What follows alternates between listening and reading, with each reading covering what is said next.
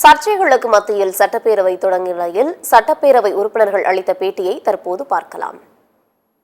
தமிழக ஆளுநர் இன்று சட்டப்பேரவையில் ஆளுநர் உரையாற்ற வந்தபொழுது ஜனநாயகத்தின் அடிப்படையில் அவருக்கு நாங்கள் எதிர்ப்பு தெரிவித்திருக்கிறோம். தொடர்ந்து தமிழ்நாட்டு நலனில் அக்கறை இல்லாத ஆளுநராக இருக்கிறார். அக்கறை இல்லை என்றாலும் பரவாயில்லை, எதிரான நிலையை எடுக்கிறார். மும்மொழி கொள்கையை ஆதரிக்கிறார். தேசிய கல்விக் கொள்கையை கொண்டு வர வேண்டும் என்று அதை ஆதரித்து பேசுகிறார். மேதகு ஆளுநர் RN ரவி அவர்கள் தமிழ்நாட்டு மக்களுடைய நலனில் அக்கறை இல்லாத ஆளுநராக இருக்கிறார். இப்பொழுது அண்ணா பல்கலைக்கழகத்தில் ஒரு நடக்கக்கூடாத சம்பவம், துயர சம்பவம், அவமானகரமான சம்பவம் நடந்திருக்கிறது. இதற்கு என்ன காரணம்? அண்ணா பல்கலைக்கழகம் உட்பட பல பல்கலைக்கழகங்களில் துணைவேந்தர் இல்லை. துணைவேந்தர் என்பது நிர்வாகத்தின் முதன்மையான பொறுப்பு. அங்கு நிர்வாகம் இல்லை, துணைவேந்தர் இல்லை என்பதால் அங்கே இப்படிப்பட்ட தவறுகள் நடப்பதற்கு ஏராளமான வாய்ப்புகள் இருக்கின்றன. எதற்கு துணைவேந்தரை நியமிப்பதற்கு மறுதளிக்கிறார் ஆளுநர். இதை கண்டித்து அரசியல் கட்சிகள் ஜனநாயக ரீதியாக போராடுவதற்கு உரிமை இருக்கிறது. அப்படி அனுமதியும் வழங்க மறுக்கிறது. பேசுவதற்கும் வாய்ப்பில்லை, ஜனநாயக ரீதியாக போராடுவதற்கும் அனுமதி இல்லை. அப்படி அனுமதி மறுக்கப்பட்டு போராடியவர்களை கைது செய்து வழக்கு பதிவு செய்து மண்டபத்தில் அடைத்து வைத்திருக்கிற அந்த கொடிய சம்பவத்தை அந்த வன்மையாக கண்டிக்கிறோம். பாட்டாளி மக்கள் கட்சியின் சார்பில் இன்று வன்மையாக கண்டித்து வெளிநடப்பு செய்திருக்கிறோம். நீங்க தான் பாத்தீங்க, எல்லா சம்பவமும் உங்களுக்கு தெரியும் தானே. இப்போ ஒரு அரசியல் கட்சியாக இருந்தாலும் சரி, எந்த அமைப்பாக இருந்தா கூட ஜனநாயகத்தில் போராடுவதற்கு உரிமை இருக்கிறது. அது அனுமதி வழங்கணும். இப்ப நாங்க மட்டும் இல்ல, இன்னைக்கு பொது உடைமை கட்சிகள், கம்யூனிஸ்ட் கட்சிகள் கூட அதை சொல்றாங்க. அனுமதி மறுக்கப்படுகிறது, போராடுவதற்கு இடம் கொடுக்கறது இல்ல, அனுமதி மனு கம்யூனிஸ்ட் கட்சி சொல்றாங்க. அது அவங்க திமுக கூட்டணி கட்சியிலே இருக்கிறவங்க சொல்றாங்க. எல்லா கட்சிகளும் சொல்லுது. ஒரு அரசியல் கட்சிக்கு ஜனநாயக ரீதியாக குரல் கொடுப்பதற்கும் போராடுவதற்கும் அனுமதி வழங்கணும், பாதுகாப்பு ஆதரவு கொடுக்கணும். அதோட எந்த அமைப்பா இருந்தாலும் சரி, அரசு ஊழியர்களா, ஆசிரியர்களா, மற்ற அமைப்புகளா, எந்த அமைப்புகளா இருந்தாலும் கூட அவங்களை மதிக்கணும். அப்ப எல்லாரையும் மதிக்காத ஒரு காரணத்தால், குறிப்பா இந்த பாலியல் வன்கொடுமை பாட்டாளி மக்கள் கட்சியின் சார்பில் போராட்டம் நடத்துவதற்கு அனுமதி வழங்காததாலும் கைது செய்ததாலும் கண்டித்து இன்று பாட்டாளி மக்கள் கட்சியின் சார்பில் வெளிநடப்பு செய்திருக்கிறோம். கவர்னர் போடுறது, அதுக்கும் அந்த நிர்வாகம் யார் நடத்துறாங்க? அண்ணா பல்கலைக்கழகத்தில் நிர்வாகத்தை யார் நடத்துறாங்க? அப்படி நிர்வாகம் தான் இங்க தமிழக அரசு தான். வைஸ் சான்சலர் இல்லங்கிறது குற்றச்சாட்டு கிடையாது. அதோட அரசாங்கம் அதான். சட்டம் ஒழுங்கு எங்க இருக்குது? அந்த குற்றவாளி எப்படி அந்த விடுதிக்குள்ள எப்படி வந்தாங்க? சட்டம் ஒழுங்கு பாதுகாக்கணும். அதுக்கு இரவு நேரத்தில் லைட்டே இல்லங்க. அதையும் கவர்னரா வந்து போடுவாங்க. இல்ல அங்க சிசிடிவி அங்க எங்குமே ஆபரேட் ஆகல. ஏன் சிசிடிவி ஆபரேட் ஆகல? அதுக்கு யார் காரணமாக இருந்தாங்க? போலீஸ் அதுக்கு நடவடிக்கை எடுக்க வேண்டாமா? சிசிடிவி எங்குமே இல்ல. இரவு நேரத்தில் 8 மணிக்கு மேல அங்க லைட்டே இல்ல. ஒரு ஆண் அங்க வந்துட்டு போறாருன்னா அது யாருடைய காரணம், யாருடைய துணை? ஆளுங்கட்சியுடைய அத்துமீறல்களா? ஆளுங்கட்சியுடைய அதிகாரத்திற்கு இருக்கிறாரா? அவர் 18 வழக்குகள் அவர் மேல இருக்கிறது. தொடர்ந்து அந்த இன்னொரு போனை கொடுத்து யார் அந்த சார்னு கேட்கிறாங்க. இதை நடவடிக்கை எடுக்க வேண்டும்.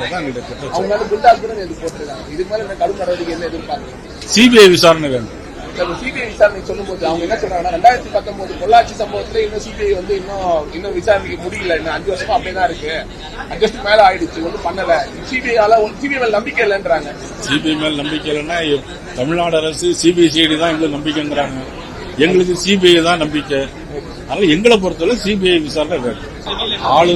ஆளுநர் உரையை படிக்க விடல. அதாவது தமிழ்தாய் வாழ்த்து முடிஞ்ச உடனே தேசிய கீதம் படிக்கணும். தேசிய கீதம் படிக்கட்டும் அப்படின்னு சொல்றதுக்கு முன்னாடியே எல்லாரும் கவர்னரை முற்றுகையிட்டு கொஞ்சம் கூட ஒரு சட்ட விதிகள், சட்டமன்ற பேரை விதிகளை பின்பற்றாம ஆளுநரையே அவங்க படிக்க விடல. அதனால ஆளுநர் வெளியே வந்துட்டாரு. இப்ப ஆளுநர் உரையை தமிழ்ல சபாநாயகர் படிச்சுட்டு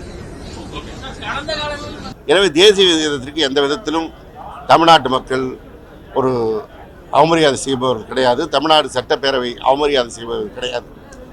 எனவே இந்த தவறான வாதத்தை வைத்து ஒரு நாடகத்தை நடத்துவதற்கு முன்வந்த ஆளுநரை இதற்காக அவர் வருத்தம் தெரிவிக்க வேண்டும் என்று நான் இந்த நேரத்தில் தெரிவித்துக் கொள்கிறேன். ஏற்கனவே அவருடைய நடவடிக்கைகள் தமிழ்நாட்டு மக்களால் அவர் புறந்தள்ளப்பட்டு கொண்டிருக்கின்றார். பல்வேறு விஷயங்களில் அவர் தான் ஒரு நியமிக்கப்பட்ட ஆளுநர் என்பதை மறந்து ஏதோ தேர்ந்தெடுக்கப்பட்ட அரசாங்கத்தை விட தான் பெரியவர் என்கின்ற ஒரு சிந்தனையில் அவர் செயல்பட்டு கொண்டிருக்கின்றார்.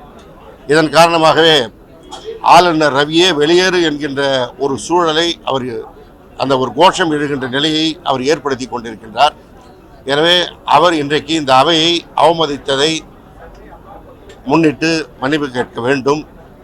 இந்த திராவிட முன்னேற்ற கழகத்தை பொறுத்தவரை தேசபக்தியில் இவர்களுக்கெல்லாம் ஒன்று குறைந்தவர்கள் கிடையாது. எங்கள் முதல்வருக்கோ திராவிட முன்னேற்ற கழகத்திற்கோ பாடம் நடத்துகின்ற தகுதி இவருக்கு கிடையாது. சீன போர் துவங்கி சமீபத்தில் நடந்த கார்கில் போர் வரை திராவிட முன்னேற்ற கழகம் தனிப்பட்ட முறையில் அதற்கான நிதி வழங்கியதாக இருந்தாலும் அரசின் சார்பாக வழங்கியதாக இருந்தாலும் மற்ற மாநிலங்களை விட விஞ்சுகின்ற அளவிற்கு தான் தன்னுடைய பங்கை ஆற்றி வந்திருக்கின்றது. ஆளுநர் உரை முடிவில் கூட வாழ்க பாரதமணி நாடு என்றுதான் முடித்திருக்கின்றோம். எனவே தேச ஒற்றுமையிலோ தேசபக்தியிலோ திராவிட முன்னேற்ற கழகத்திற்கு பாடம் நடத்துகிறேன் என்ற தோரணையில் இந்த அரசினுடைய சாதனைகளை மறைப்பதற்கான நடவடிக்கையிலோ அல்லது தமிழ்நாடு சட்டமன்றத்தை அவமதிக்கின்ற விதத்திலோ அவர் நடந்து கொண்டது சரியல்ல. இந்த அவருடைய ஒரே நோக்கம் தமிழ்நாடு அரசினுடைய சாதனைகளை எடுத்துக் கூறக்கூடாது என்பதுதான். என்ன சொல்ல போனா தேசிய கீதத்தை அவமதித்ததே இந்த ஆளுநர் ரவிதான். தேசிய கீதம் பாடுகின்ற வரை இருக்காமல் உடனடியாக அவர் வெளிநடப்பு செய்கிறார். கடந்த ஆண்டும் இதே சூழல்தான். ஆளுநர் உரையிலே பல்வேறு திருத்தங்களை செய்து அந்த அறிக்கையை வாசித்தார். அதற்கு பிறகு தேசிய கீதம் பாடுகின்ற அளவிற்கு கூட காத்திருக்காமல் தேசிய கீதத்தை புறக்கணித்து கடந்த முறையும் வெளிநடப்பு செய்தார். எனவே 2 முறை அவர்தான் தேசிய கீதத்தை புறக்கணித்து வெளிநடப்பு செய்திருக்கிறார்.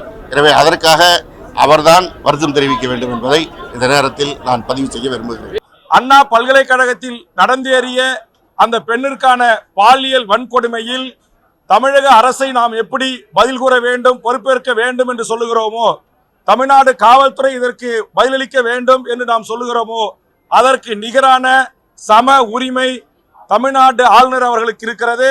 காரணம், தமிழ்நாட்டின் ஆளுநர் தான் தமிழ்நாட்டில் இருக்கிற அனைத்து பல்கலைக்கழகங்களுக்கும் வேந்தராக இருக்கிறார்.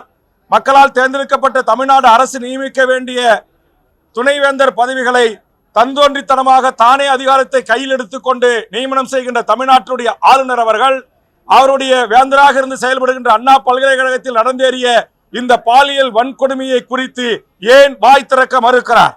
இன்றைக்கு பிரதான எதிர்க்கட்சி உட்பட பத்திரிகை ஊடகங்களில் யார் அந்த சார் என்கிற கேள்வி எழுப்பப்படுகிறது அல்லவா? அதற்கு பதில் சொல்ல வேண்டிய பொறுப்பும் கடமையும் தமிழ்நாட்டில் இருக்கிற பல்கலைக்கழகங்களுக்கு வேந்தராக இருக்கின்ற தமிழக ஆளுநருக்கு அது இருக்கிறது.